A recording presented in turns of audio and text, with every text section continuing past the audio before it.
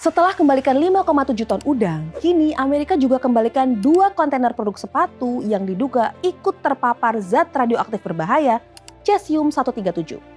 Dan produk sepatu ini diproduksi tak jauh dari lokasi terpapar di Cikande. Sebenarnya ada apa dengan Cikande?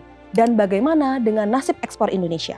Pada pertengahan November lalu, Kementerian Perindustrian atau Kemenperin merilis 24 perusahaan yang diduga terkontaminasi zat radioaktif. Di antara 24 nama yang terdaftar, ada salah satu pabrik yang diduga memproduksi sepatu untuk brand-brand ternama. Pabrik ini sebenarnya ada di luar kawasan industri utama di wilayah Cikande. Tapi jaraknya masuk ke dalam radius 5 km dari lokasi sumber utama paparan CS137. Dari hasil penelusuran, salah satu titik yang dianggap kuat sebagai sumber penyebaran adalah PT Peter Metal Technology atau PMT. Sebenarnya, PMT adalah pabrik peleburan baja stainless yang menggunakan scrap atau besi bekas sebagai bahan baku. Nah, diduga scrap logam yang masuk ke proses peleburan itu memang sudah terkontaminasi CS137. Sehingga saat dilebur, debu logamnya menyebar melalui udara ke pabrik-pabrik sekitar. Meskipun pabrik sepatu atau makanan di sekitar PMT tidak berhubungan langsung dengan radioaktif, tapi mereka tetap bisa terpapar dari lingkungan sekitar. Zat radioaktif CS137 bisa masuk ke dalam tubuh dengan beberapa cara. Yang pertama, bisa masuk melalui udara yang dihirup atau inhalasi. Yang kedua, melalui makanan atau minuman yang terkontaminasi. Yang ketiga, melalui luka yang ada di tubuh. Yang keempat, melalui radiasi dari luar tubuh ketika berada di jarak cukup dekat dengan sumber CS137. Karena sifat yang mirip dengan kalium, CS137 bisa menipu tubuh dan terbawa masuk ke dalam otot serta jaringan lunak. Saat di dalam tubuh, CS137 memancarkan 2 jenis radiasi. Yang pertama, radiasi beta. Radiasi ini bisa merusak jaringan lokal jika partikel ada di kulit atau di dekat sel. Yang kedua, radiasi gamma. Radiasi ini bisa menembus jaringan tubuh dan merusak sel termasuk DNA. Kerusakan ini bisa menyebabkan sel mati dan meningkatkan resiko kanker. Jika terpapar dengan dosis radiasi tinggi dalam waktu singkat, sejumlah gejala bisa muncul seperti yang pertama, mual, muntah, dan diare. Yang kedua, kelelahan serta sakit kepala.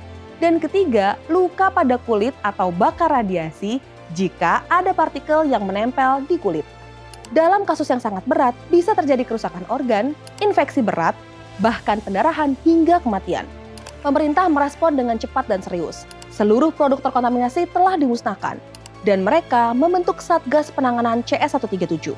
Tim Gegana Polri, KLH, BRIN, Bapeten menjaga dengan ketat Cikande itu, sehingga semua produk yang keluar dari Cikande dipastikan bebas dari cesium. Namun masyarakat tidak perlu khawatir, tim kami bersama Nakes, TNI Polri, Toga, Tom Thomas terus melakukan sosialisasi dan pemeriksaan kesehatan. Tempat-tempat yang memancarkan radioaktif telah kami lokalisir. Pemetaan ulang area terkontaminasi telah dilakukan demi menemukan semua titik risiko.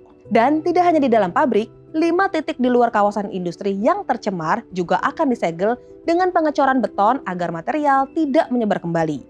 Berdasarkan informasi terbaru dari Satgas, 22 dari 24 pabrik yang diduga terkontaminasi sudah dinyatakan clean and clear setelah dilakukan proses dekontaminasi.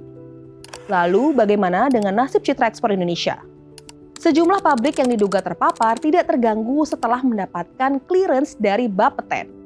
Sertifikasi bebas CS137 juga dilakukan agar produk ekspor bisa kembali dipercaya di pasar internasional. Sertifikasi ini juga menjadi syarat ekspor setelah otoritas terkait melakukan negosiasi ulang dengan negara-negara tujuan ekspor, khususnya untuk produk pangan dan manufaktur. Sebagai langkah pencegahan jangka panjang, impor scrap logam juga telah dihentikan. Langkah ini ditempuh demi memulihkan kepercayaan eksportir dan konsumen global. Kasus CS137 di Cikande bukan hanya masalah yang terletak pada industri terkait, melainkan cerminan bagaimana standar keamanan Indonesia dapat dipercaya di mata dunia. Pemerintah telah bergerak, dan hal ini butuh diperkuat dengan konsistensi pengawasan, transparansi, serta komitmen jaga keamanan dari semua pihak.